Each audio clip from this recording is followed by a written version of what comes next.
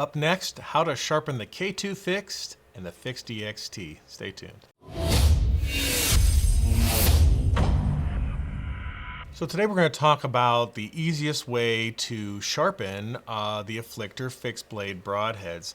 And it's not complicated, especially if you have the right tools. It's actually quite simple, and there's several ways you can do this. But first and most importantly is you are going to have to take the broadhead apart.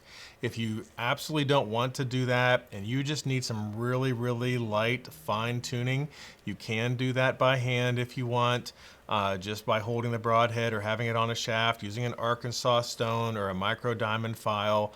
That would be kind of like a worst case scenario. It's effective, it'll work, but it's really hard to be consistent.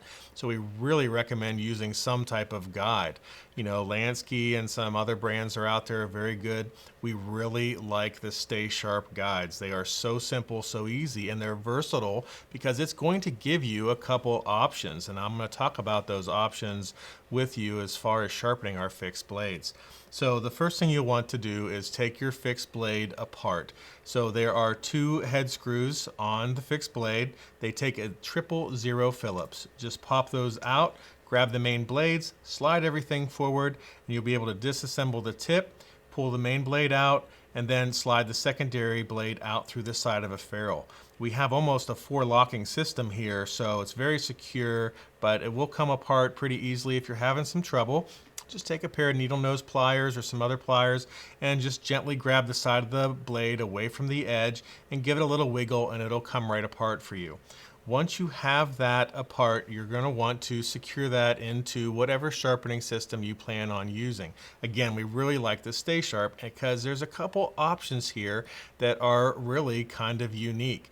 So first of all, if you go ahead and use their replacement blade guide, the black standard guide, this will go ahead and put the exact angle on as you have currently on your fixed blade. Now you may have to adjust the rollers on your guide, which is really easy to do. So in order sometimes to increase this angle, so what I'm talking about is if I'm doing this and I'm only sharpening maybe down here at the very bottom and I want to increase this angle to get the entire blade, you just take some tape.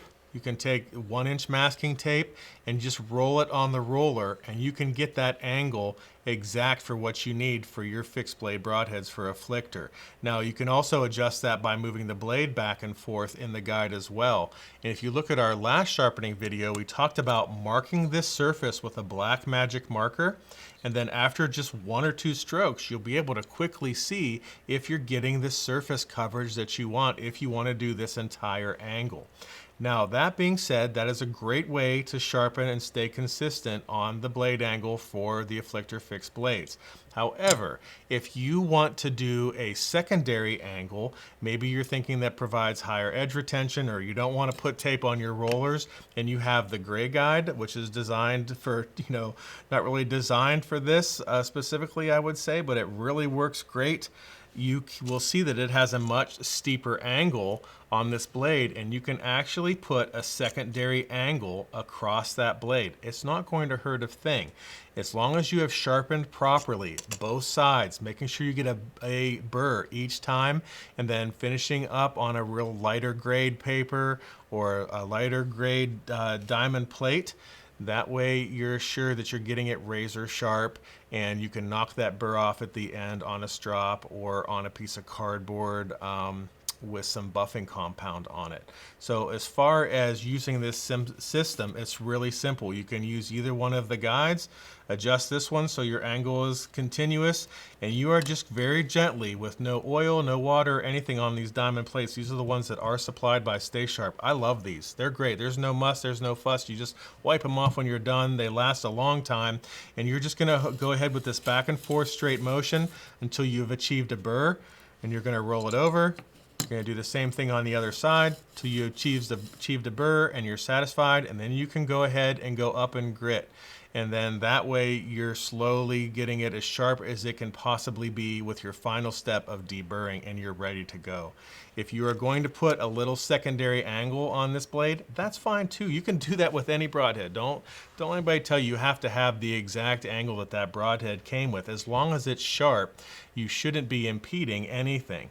So you want to make sure that with this angle, you're doing the same thing. You're starting with your heavier grits. You're going to give it just several passes so you've achieved that burr. You're going to roll it over.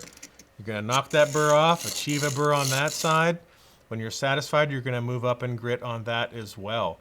And you can go all the way up as high as you want. If I'm moving to paper, I'm going to finish with a 2500 grit. And then after that, I'm going to go to some buffing compound on a piece of cereal box or cardboard, just with a nice little pullback to knock off that final burr.